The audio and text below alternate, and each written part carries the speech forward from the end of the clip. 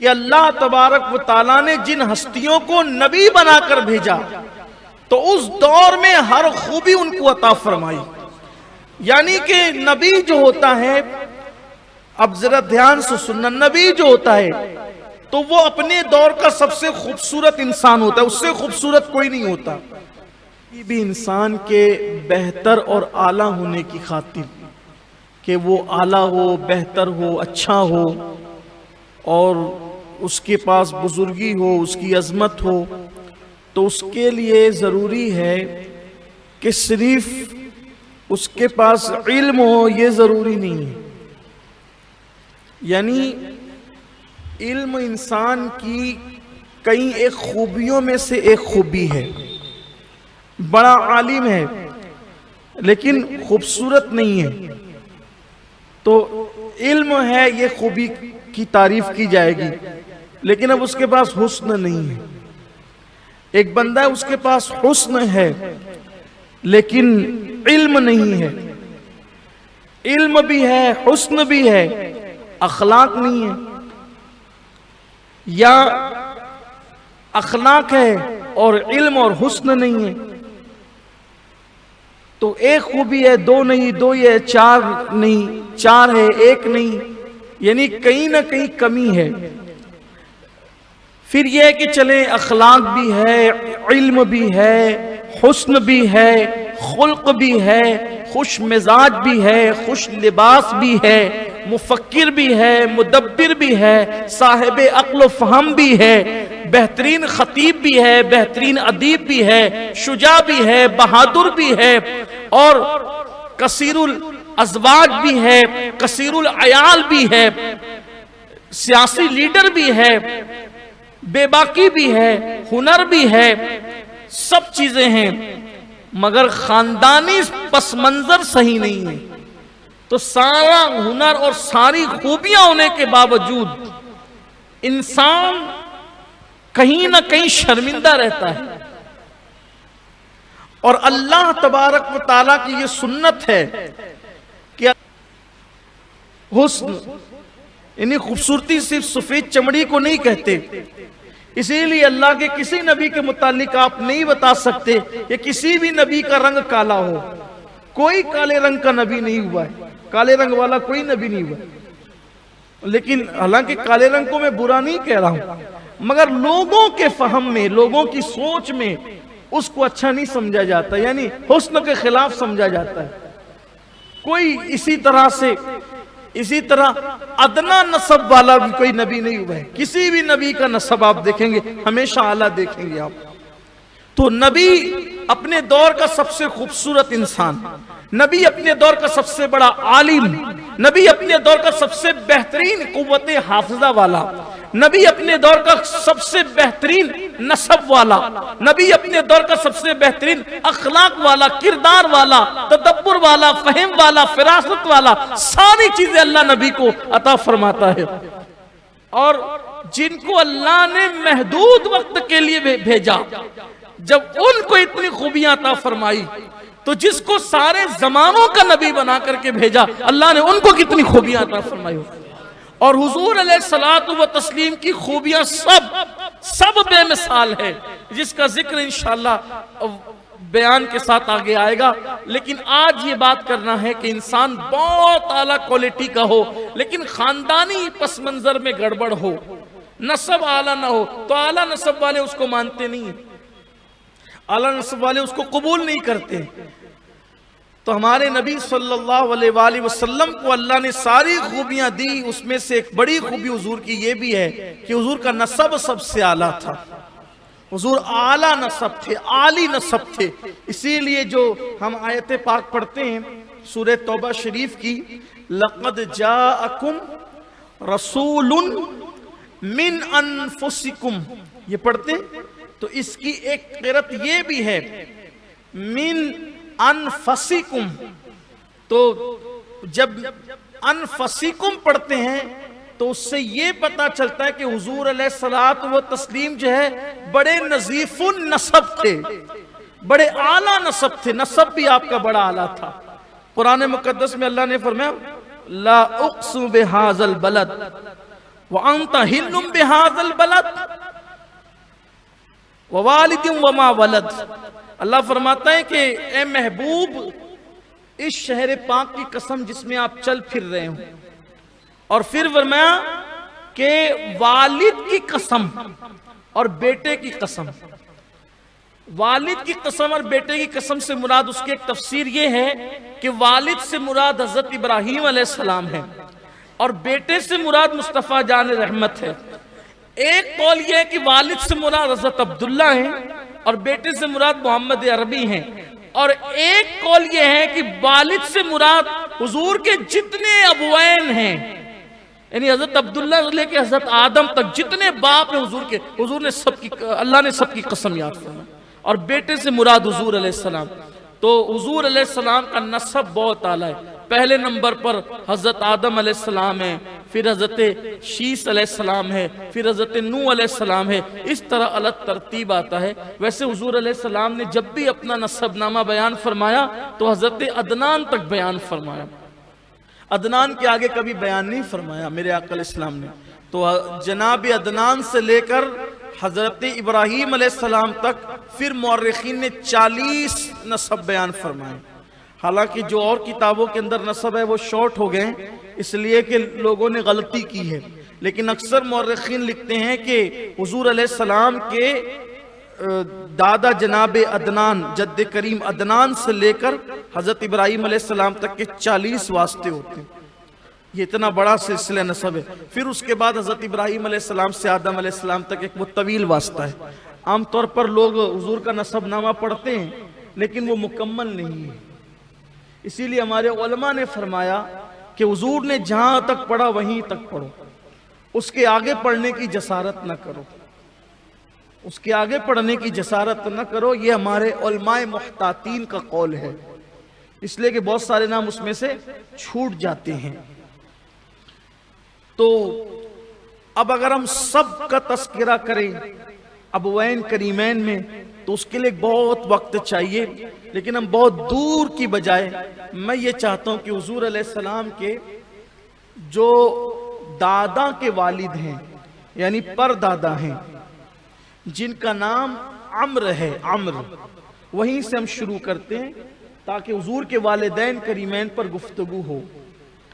یہ جو عمرو ہے حضور علیہ السلام کے دادا کے والد، ان کو عمرو العلا کہتے تھے، ان کو عمرو العلا، کہ یہ اتنے خوبصورت تھے، اتنے حسین و جمیل تھے۔ اللہ نے ایسی وجاہت دی تھی جناب عمرو العلا کو کہ لوگ ان کو دیکھتے تھے تو دیکھتے ہی رہ جاتے تھے، ان کے حسن سے بڑے مرعوب اور متاثر ہو جاتے تھے۔ لیکن یہ جتنے خوبصورت تھے اتنے سخی بھی تھے۔ اللہ تعالیٰ نے جو حسن دیا تھا تو اتنی سخاوت بھی عطا فرمائی تھی۔ سخاوت کا حال یہ تھا کہ مکہ المکرمہ میں ان کے دور میں ان سے بڑا سخی کوئی نہیں تھا۔ اب یہ حضرت عمرو العلا یہ گئے ہوئے تھے مال تجارت کے لیے ملک شام۔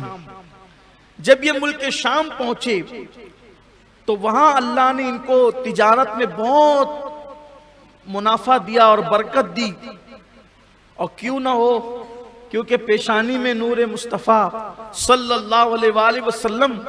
اچھا یہ خاص بات رہی کہ جس کی پیشانی میں نور مصطفیٰ صلی اللہ علیہ وآلہ وسلم رہا وہ اپنے دور میں بہت خوبصورت رہا، چمکدار رہا، اور اس کی چمک اور نورانیت رہی، اور اس کی انفرادیت بھی رہی۔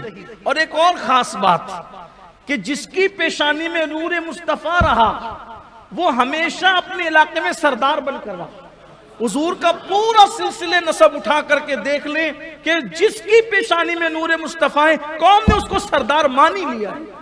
حالانکہ اس کے علاوہ اس کے کتنے معاصرین تھے لیکن کوئی کسی کو سردار نہیں مانا گیا۔ سردار مانا گیا اس کو مانا گیا جو نور محمدی لے کر پیدا ہوا، جو حضور علیہ السلام کا نور لے کر پیدا ہوا۔ پتا چلا کہ قدرت کو منظور یہی تھا کہ میرے محبوب کا نور سرداروں کے اندر رہے۔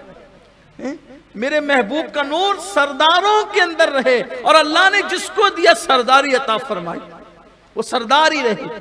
اسی طرح یہ بھی بات رہی کہ حضور اکرم صلی اللہ علیہ وآلہ وسلم کا نور جس کی بھی پیشانی میں آیا وہ اپنے بھائیوں میں بھی بزرگ مانا گیا، اگرچہ بعد میں پیدا ہوا تو بھی بزرگ مانا گیا۔ تو یہ امر العلا جو تھے بڑی برکت دی اللہ نے۔ اسی درمیان میں ان کو خط پہنچا کہ مکے میں قحط کا زمانہ ہے، قحط سالی ہے۔ تو حضرت عمرو نے، ان کا نام تھا عمرو، اور العلا ان کو اس لیے کہتے تھے ان کی وجاہت کی وجہ سے، حسن کی وجہ سے، خوبصورتی کی وجہ سے، ان کے جمال کی وجہ سے۔ تو جب خط پہنچا جناب عمرو کے پاس کہ مکے میں قحط سالی کا زمانہ ہے، تو آپ ایک کام کریں کہ جو آپ کو منافع ملے تو کچھ مال تجارت وہاں سے خریدیں تاکہ مکے میں آ کر آپ فائدہ اٹھائیں، کیونکہ اور تاجر یہی کر رہے تھے۔ تو جناب عمرو نے سوچا کہ لوگوں کی قحط سالی کا فائدہ اٹھانے کی بجائے لوگوں کی مدد کرنی چاہیے۔ جب لوگ مصیبت میں ہو تو ان سے کمانے کی نیت کرنے کی بجائے ان کی مدد کرنی چاہیے۔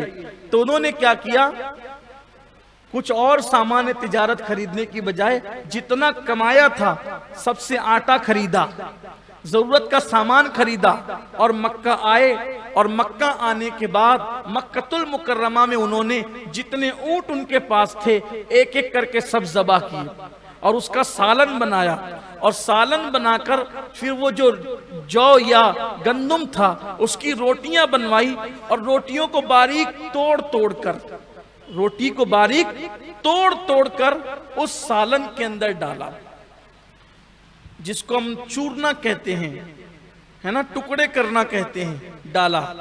تو یہ چورنے اور ٹکڑے کرنے پر ان کا نام پڑ گیا ٹکڑے ٹکڑے کرنے والا، یعنی ہاشم۔ اور انہوں نے جو سالن میں روٹی کے ٹکڑے ڈالے اس کو حدیث پاک میں سرید کہا جاتا ہے، اور حضور علیہ السلام نے اس کو کھانے کا سردار قرار کہ یہ کھانے کا سردار ہے، سرید۔ اب ایک بات آپ سے پوچھنا چاہتا ہوں، جب لوگ مجبور ہوتے ہیں، قحط میں مبتلا ہوتے ہیں، تو جو سب سے ہلکا کھانا ہوتا ہے وہ غریبوں میں تقسیم ہوتا ہے، لیکن یہ میرے نبی کے دادا کی شان ہے کہ قحط سالی کے دور میں جو عرب کا سب سے اعلیٰ کھانا تھا، کھانوں کا سردار، وہ تقسیم فرمائے۔ اس سے اعلیٰ ظرف لوگوں کی اعلیٰ ظرفی پتہ چلتی ہے کہ اپنے لیے ہلکا رکھتے ہیں اور اللہ کی راہ میں اعلیٰ تقسیم کرتے ہیں۔ اور پھر یہ ہاشم اتنا مشہور ہوا کہ لوگ ان کا اصل نام بھول گئے، اور العمر جو بیان کرو کہ حضور کے پردادا کا نام تھا تو ڈر لگتا ہے کوئی لقمہ نہ دے دے کہ نہیں ہاشم تھا، اس لیے کہ ہاشم اتنا مشہور ہوا ہے کہ لوگ اصل نام بھول گئے، فراموش کر گئے۔ تو جب تک قحط سالی رہی ہر دن میرے نبی کے گھر سے کھانا تقسیم ہوتا رہا۔ اس سے پتا چلا کہ خیرات نبی کے گھر سے آج نہیں بٹ رہی ہے، ہر دور میں نبی کے گھر سے خیرات تقسیم ہوئی، پھر چاہے وہ آدم علیہ السلام کی شکل میں ہو، پھر چاہے وہ جناب شیس کی شکل میں ہو، پھر وہ چاہے نوح علیہ السلام کی شکل میں ہو، پھر چاہے ابراہیم علیہ السلام کی شکل میں ہو، چاہے اسماعیل علیہ السلام کی شکل میں ہو، پھر جناب عدنان کی شکل میں ہو، جناب قصی کی شکل میں ہو، جناب عامر کی شکل میں ہو، پھر کسی کی بھی شکل میں ہو، یہ سارے ابوین جو حضور علیہ السلام کے ہیں، یہ آبا و اجداد جو ہیں حضور علیہ الصلوۃ والتسلیم کے، ہیں تو حضور ہی کے نا، اور یہ حضور علیہ السلام ہی کی نسبتوں کی برکتیں تھی۔ تو یہ جناب ہاشم۔ اب یہاں مجھے ایک بات اور یاد آئی، ہاشم کے ایک سگے بھائی تھے، ان کا نام تھا عبد الشمس۔ یہ جو عبد الشمس اور ہاشم جو تھے یہ جڑوا پیدا ہوئے، یہ امیہ الاکبر کا باپ، بنو امیہ اسی لیے کہلاتے ہوئے، بلکہ ایسے جڑوا پیدا ہوئے تھے کہ دونوں کی پیٹھ جڑی ہوئی تھی، وہ تلوار سے الگ کی گئی۔ تو یہ جو اب جڑوا بھائی تھے، تو چونکہ عبد الشمس جو تھے وہ مکے میں رہتے نہیں تھے، وہ سیاح تھے، گھومتے پھرتے رہتے تھے وہ، تو مکہ المکرمہ کی پوری سرداری حضرت ہاشم کے پاس تھی، حاجیوں کی خدمت کرنا اور حاجیوں کو پانی پلانا وغیرہ وغیرہ ساری خدمات. حالانکہ اس وقت حاجیوں کو زمزم پینا نصیب نہیں ہوتا تھا، کیونکہ اسماعیل علیہ السلام کے بعد کے دور سے پھر زمزم نہیں تھا. ابھی آگے ذکر آتا ہے، اگر وقت رہا گا تو میں بتاؤں گا آپ کو کہ کیوں نہیں تھا. تو پانی وغیرہ پلاتے تھے، خدمت کرتے تھے. نبی پاک کا پورا خاندان، اصل خادم الحرمین شریفین وہی لوگ تھے. باقی لوگوں نے تو چوری کیا ہے. وہ تو غاصب لوگ کب خادم ہو سکتے؟ جو غاصب ہوگا وہ کبھی خادم نہیں ہوگا، جو خادم ہوگا وہ کبھی غاصب نہیں ہوگا. اصل خادم الحرمین یہ تو بیچارے چندہ کر کے اور حاجیوں کی کمائی کھاتے ہیں، یہ کیا خدمت کریں گے؟ یہ وہ لوگ تھے جو سال بھر کماتے اس لیے تھے کہ حاجی آئیں گے تو ان کی خدمت کریں گے. یہ خاندان نبوت کا خاصہ ہے کہ یہ سال بھر کماتے تھے اس لیے تاکہ حاجیوں کی خدمت کریں، اور یہ سال بھر انتظار اس لیے کرتے کہ حاجی آئیں تو ان سے کمائیں. یہ فرق ہے. بہت ممکن ہے کچھ لوگوں کو برا بھی لگتا ہو، لیکن ہماری کوئی ذاتی چپکلش نہیں ہے لوگوں سے. ہماری ذاتی چپکلش نہیں ہے. یہ تو آپ کھل رہے ہیں. ہم لوگوں کی مخالفت میں جو ان کی حمایت کرتے تھے، اب تو ان کی بھی آنکھیں کھل رہی ہے، اور ہم ان کی آنکھیں کھل رہی ہے تو ان کو ہی پتا چل رہا ہے کہ علماء اہل سنت کو 100 سال پہلے جو سمجھ میں آتا ہے دوسروں کو 100 سال کے بعد سمجھ میں آتا ہے. اور بیچاروں کا قصور بھی نہیں ہے کہ 100 سال بعد جو انہیں سمجھ میں آئے، اس لیے کہ 100 سال پہلے تو وہ پیدا ہوئے تھے، اس کا مطلب تھے بچے. وہ بچوں کو کیا سمجھ میں آ سکتا ہے؟ جن کی عمر 1300 سال تھی وہ سمجھ گئے. جن کی عمر 1300 سال تھی وہ تو اسی دن سمجھ گئے، لیکن نوزائیدہ لوگ کیسے سمجھیں گے؟ کیونکہ یہ تو خود نوزائیدہ جماعتیں تھی، یہ کیا سمجھ سکتے تھے؟ 1857 میں جو پیدا ہوئے تو ان کی عمر ابھی اتنی نہیں تھی کہ شعور کو نہیں پہنچے تھے. اب بیچارے کو شعور کو پہنچ رہے ہیں. اللہ کرے اللہ مکمل شعور دے، اور اللہ دینی شعور بھی عطا فرما دے تاکہ اللہ گمراہی سے توبہ کی توفیق نصیب فرمائے.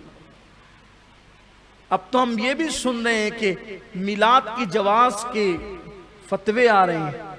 اللہ کرے یہ فتوے اخلاص پر مبنی ہو، سیاست پر مبنی نہ ہو. یہ فتوے اخلاص پر مبنی ہو، سیاست پر مبنی نہ ہو. ویسے ہم کسی کے کہنے سے میلاد نہیں مناتے. کوئی یہ نہ سمجھے کہ ہم خوش ہو جائیں گے اگر آپ نے کہہ دیا کہ میلاد جائز ہے. ہم آپ کے کہنے سے نہیں مناتے. ہم تو وہ ذات کو اتنا مانتے ہیں کہ میلاد ہی نہیں، جو چیز ان سے وابستہ ہو جاتی ہے ہم اس سے بھی پیار کرنے لگتے ہیں. ہاں، ہم اس سے بھی اپنا جشن کا تعلق رکھتے ہیں. ہم کسی کے کہنے سے تھوڑی مناتے ہیں. اللہ نے ہماری فطرت میں رکھا ہے میلاد کا جشن، اور صرف ہماری فطرت میں نہیں بلکہ ہر صحیح النسب کی فطرت میں جشن میلاد ہے. ہر صحیح النسب. اسی لیے آپ سے بھی کہتا ہوں کہ میلاد شریف پہ خرچ کرو. بھئی حکومتی سطح پر کچھ پابندیاں ہیں اس وقت کرونا کو لے کر، تو جو پابندیاں وہ نبھائیں. گھر کی سجاوٹ پہ کس نے پابندی لگائی؟ جھنڈا لگانے پر کس نے پابندی لگائی؟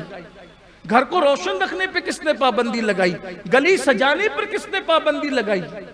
تو ہم لوگ ایک بات یاد رکھنا، کچھ لوگ یہ بھی کہہ رہے ہیں کہ مولانا اس سال جلوس نہیں نکل رہا ہے نا اس لیے گلی نہیں سجانا. ہم کہتے ہیں میرے عزیز جلوس کے لیے نہیں ہے، میلاد والے مصطفیٰ کے لیے. جلوس آئے نہ آئے لیکن ان کی نگاہ کرم تو ہوگی ضرور. ٹھیک ہے، کچھ دشواریاں ہیں، اللہ اس کو آسان کر دے. حالانکہ ہمارے شہر کے لوگ لگے ہوئے ہیں، میں دعا کرتا ہوں کہ اللہ کرے ان کی کاوشیں بارور ہوں اور پھر پورے احتشام کے ساتھ میلاد مصطفیٰ کا جلوس نکلے. اللہ کرے ایسی پابندیاں ہٹ جائیں. اور ورنہ ہم لوگ قانون توڑنے والے لوگ نہیں ہیں. ہم کہیں قانون توڑنا بھی نہیں ہے. ہماری جماعت کے حضور مفکر اسلام نے بڑی خوبصورت بات کہی تھی. فرمایا کہ اچھا شہری وہ ہے جو اپنے ملک کے قانون کا پابند ہو، اور اچھا مسلمان وہ ہے جو اپنے مذہب کا پابند ہو. تو ہم اچھے شہری بھی اور اچھے مسلمان بھی ہیں. نہ ہم شریعت کے خلاف کام کرتے ہیں، نہ ہم اپنے ملک کے قانون کے خلاف کام کرتے ہیں، نہ کریں گے انشاءاللہ. لیکن آپ نے گلیوں کو سجانا چاہیے، کیونکہ جلوس کے لیے نہیں، جلوس تو چند گلیوں سے گزرتا ہے نا.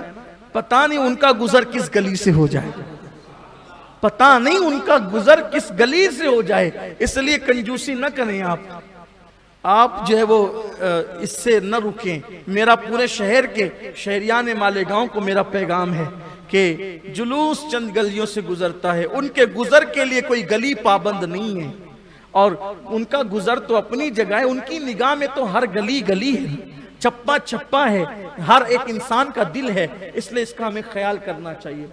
تو عرض یہ کر رہا تھا کہ عبد الشمس کا بیٹا جس کا نام امیہ الاکبر تھا، بنو امیہ اسی سے کہلائے، اس نے جب دیکھا کہ حضرت ہاشم کے بڑے چرچے ہو رہے ہیں ان کی سخاوت کے، وہ جل بھن گیا. اور جل بھننے کے بعد اس نے عرب کے دستور کے مطابق ان پر ایک مقدمہ دائر کر دیا. اور جب مقدمہ دائر کیا تو اس مقدمے کی سزا یہ تھی کہ جو اس میں ہار جاتا تو اس کو 50 سرخ اونٹ دینے پڑتے اور 10 سال وطن چھوڑ کر اس کو بے وطنی کی سزا بھگتنی پڑتی. اب چونکہ حسد کی آگ میں جل رہا تھا، دیکھو حسد وہی کرتا ہے جس کے پاس نعمت نہیں ہوتی، اور جس کے پاس نعمت ہوتی اس سے حسد کیا جاتا ہے. تو پھر اس نے حسد کیا اور ایک ثالث مقرر کیا گیا. جب ثالث مقرر کیا گیا تو جناب ہاشم کا حسن، ان کی سخاوت، ان کی عدالت، ان کا پیار، ان کی محبت، ان کی خدمت، سب چیزیں، یہ جناب ہاشم وہ ہیں جنہوں نے پہلی مرتبہ مکہ المکرمہ کو ریاست قرار دیا. پارلیمنٹ کا تصور اگر دنیا کو کہیں سے ملا ہے تو جناب ہاشم سے ملا ہے. سب سے پہلے پوری دنیا میں پارلیمنٹ ہال اگر کسی نے بنایا ہے تو وہ جناب ہاشم نے بنایا ہے، اور مکہ المکرمہ میں بنایا. یہ حضرت حضور علیہ السلام کے دادا جناب ہاشم کی شان، حضور کے دادا کے والد پردادا یہ شان ہے. اس کا مطلب بڑے عظیم لوگ ہیں یہ لوگ، دنیا کو بہت کچھ دینے والے ہیں یہ لوگ. لیکن افسوس کی بات یہ ہے کہ ہمیں ان بزرگوں کی زندگیوں کے بارے میں پتہ نہیں ہے. میں اپنے نوجوانوں سے کہتا ہوں کہ کتابیں کھولو اور حضور علیہ السلام کے آبا و اجداد کی زندگیاں بھی پڑھو.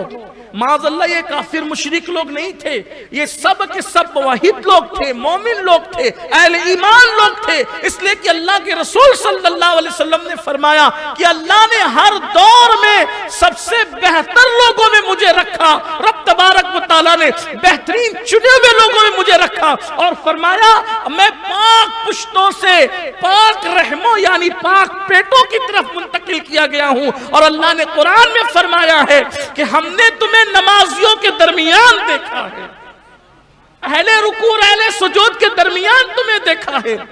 تو حضور علیہ الصلوۃ والتسلیم کہ تمام آبا و اجداد سب کے سب مومن تھے، اور تمام حضور علیہ السلام کی امہات سب کے سب مومنہ تھی. کسی کو جہالت کا ہاتھ نہیں لگا، کسی کو جہالت کا گرد و غبار نہیں لگا. دور جہالت میں بھی یہ سب سے بہترین لوگ تھے. تو جناب ہاشم پر جب اس نے مقدمہ دائر کیا، امیہ نے ہار گیا، وہ تو ہار گیا تو اسی کو 50 اونٹ دینے پڑے.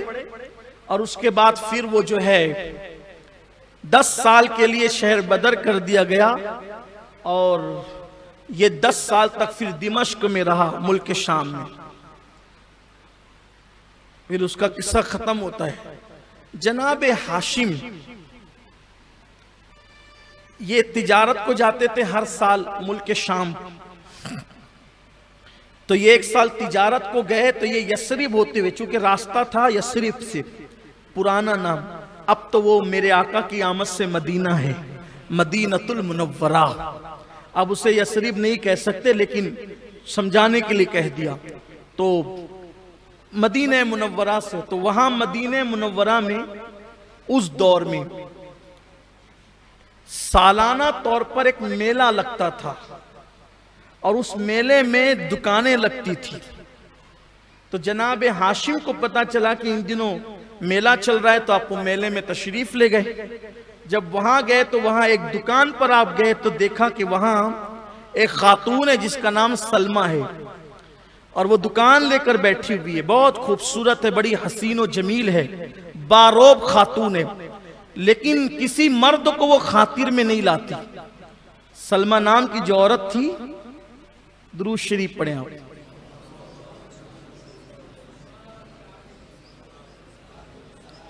رب صلی وسلم دائما ابدا علی حبیبک خیر الخلق کلہم صلاۃ و سلام علیک یا رسول اللہ صلی اللہ علیہ وآلہ وسلم۔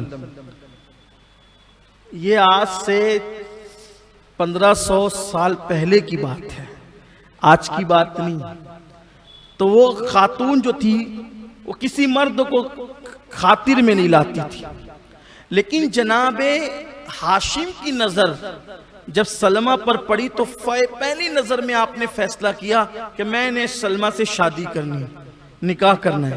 معلومات بھی تو پتا چلا کہ سلمہ جو ہے جلالی عورت ہے اور کسی مرد کو خاطر میں نہیں لاتی ہے، لیکن چونکہ اصل مرد ہے نا، مرد پھر ایسی عورتوں کو کنٹرول کر لیتے ہیں۔ تو جناب ہاشم نے گفتگو کی تو سلمہ نکاح کے لیے تیار ہوئی، لیکن اس کی ایک شرط تھی۔ شرط یہ تھی کہ چلیں نکاح تو کریں گے، لیکن آپ کو طلاق مجھے تفویض کرنا ہوگا، یعنی طلاق کا اختیار نکاح کے بعد آپ کے پاس نہیں ہوگا، میرے پاس ہوگا، کہ اگر میں آپ میں کوئی ایسی چیز دیکھوں جو مجھے پسند نہ ہو تو پھر میں آپ سے منت و سماجت نہ کروں، بلکہ میں خود اپنے آپ کو طلاق دے لوں۔ تو حضرت ہاشم نے اس پر رضامندی کا اظہار کیا، اس کو طلاق تفویض بھی کر دی، اس کا اختیار بھی دے دیا اس کو کہ ٹھیک ہے، اگر ایسی کوئی بات ہے آپ اپنے آپ کو خود طلاق دے سکتی ہیں، اس کی اجازت ہوگی۔ اور پھر اس دور کا طریقہ یہ تھا کہ جب کوئی کسی سے نکاح کرتا تھا، کیونکہ یہ سردار تھے، مالدار تھے، نکاح کرتا تھا تو نکاح کرنے کے فوراً بعد وہ اس گھر سے دلہن کو اپنے گھر ڈائریکٹ نہیں لے جاتا تھا، بلکہ پہلے وہ اپنی سسرال میں رکتا تھا اور پھر چند دن سسرال میں قیام کر کے پھر چلا جاتا تھا، اور جب دوبارہ آتا تھا تو پھر اپنی بیوی کو وہ لے کر کے جاتا تھا۔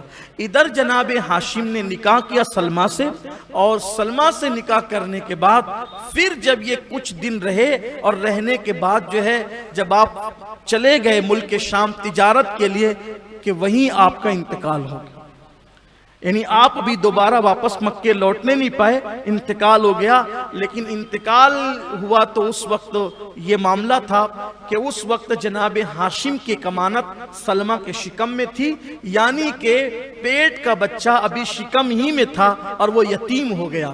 ایسے میں جب وہ بچے کی ولادت ہوئی تو آگے کے اس کے بال، اس بچے کے بال سفید تھے، پورے سر کے بال کالے تھے، صرف آگے کے بال تھوڑے سے سفید تھے۔ اس سفیدی کی وجہ سے اس بچے کا نام رکھا گیا بوڑھا، نام ہی اس کا بوڑھا رکھا گیا سفید بال کی وجہ سے، اور عربی میں اس کو کہتے ہیں شیبہ، شیبۃ الحمد نام رکھا گیا، یعنی کہ یہ۔ اب وہ شیبہ جب جوان ہوئے تو جوان ہونے کے بعد کوئی جوان پورے مدینہ منورہ میں ایسا نہیں تھا کہ جو ان کے مقابلے کا ہو، اور جب وہ لڑتے تو لڑتے ہوئے کہتے کہ میں عمر کا بیٹا ہوں، عمر العلا کا بیٹا ہوں۔ تو وہ جو عمر العلا کا بیٹا ہوں یہ کہتے، تو وہاں مکۃ المکرمہ میں المطلب نام کے ہاشم کے ایک بھائی تھے، یعنی کہ شیبہ کے چچا۔ تو جب حسان بن ثابت کے والد مکہ گئے تو مطلب سے ان کی دوستی تھی، تو مطلب کو کہا مطلب ہاشم نے جو ہے وہ شادی کر لی تھی شام جاتے ہوئے، اور پھر ان کا انتقال وہیں ہو گیا، تو ان کا بیٹا ہے اور وہ ابھی جوانی کی عمر کو پہنچا ہے۔ جب وہ لوگوں سے لڑتا ہے تو سب اس سے ہار جاتے ہیں، اور جب ہار جاتے ہیں تو وہ کہتا ہے کہ میں عمر العلا کا بیٹا ہوں، مجھے خوشی ہوتی ہے۔ مطلب کو جب پتا چلا کہ میرا بھتیجا یثرب میں ہے تو مطلب نے سفر کیا وہاں کا، جسے ہم مدینہ المنورہ کہتے ہیں، اور پھر اپنی اونٹنی پر پیچھے جو ہے وہ شیبہ کو بٹھا کر کے لائے۔ تو لوگوں کو پتا نہیں تھا کہ ہاشم کی شادی ہوئی اور بچہ ہوا اور وہ جوان بھی ہو گیا ہے، تو لوگوں کو یوں لگا کہ مطلب جو آیا ہے اب یثرب سے تو شاید یہ غلام خرید کر لایا ہے، تو لوگوں نے ان کو اس پیچھے بیٹھنے والے بچے کو مطلب کا غلام کہنا شروع کیا، یعنی عبد المطلب کہا۔ تو یہ جو شیبہ نام ہے یا شیبۃ الحمد نام ہے، یہ دراصل میرے حضور کے سگے دادا جناب عبد المطلب کا اصل نام ہے، اور عبد المطلب کہلانے کی جو وجہ ہے وہ ابھی آپ کو بیان کر دی گئی۔ اب یہ حضور کے سگے دادا ہوتے ہیں جن کو ہم کیا کہتے ہیں؟ حضرت عبد المطلب۔ اب یہ حضرت عبد المطلب بڑے صاحب کرامت، بڑے حسین و جمیل بزرگ، بہت خوبصورت، ان کا چہرہ حضرت سیدنا ابراہیم علیہ السلام کے چہرے سے بہت ملتا جلتا تھا۔ اور شیخ عبدالحق محدث دہلوی لکھتے ہیں کہ حضرت عبد المطلب کے جسم سے مشک و عنبر کی خوشبو آتی تھی، اور جب یہ سوتے تھے تو ان کی آنکھوں کے اندر کوئی سرما لگا جاتا تھا، اور حالت نیند میں ان کے سر میں کوئی تیل کی مالش کر جاتا تھا اور ان کی زلفیں سوار جاتا تھا۔ یہ ایسے بزرگ تھے حضرت میرے نبی کے دادا صلی اللہ علیہ وسلم۔ دیکھیں اپنے آقا علیہ الصلوۃ والتسلیم کے دادا ہیں۔ اللہ اکبر۔ تو اب حضرت عبد المطلب کی زندگی کا حال آتا ہے کہ حضرت عبد المطلب جو حضور کے دادا ہیں، یہ ایک دن سو رہے تھے، ایک دن سو رہے تھے تو ان کو حکم ہوا کہ آپ جو ہے فروا کھولو۔ پھر انہوں نے پوچھا فروا کیا ہے؟ تو خواب ٹوٹ گیا۔ پھر دوسرے دن کہنے والا کہتا ہے کہ طیبہ کھولو، کہ یہ طیبہ کیا ہے؟ تو پھر خواب ٹوٹ گیا۔ تیسرے دن کہا کہ زمزم کھولو۔ اب زمزم کھولو کی بات آئی تو یہ زمزم کھولنے کی تیاری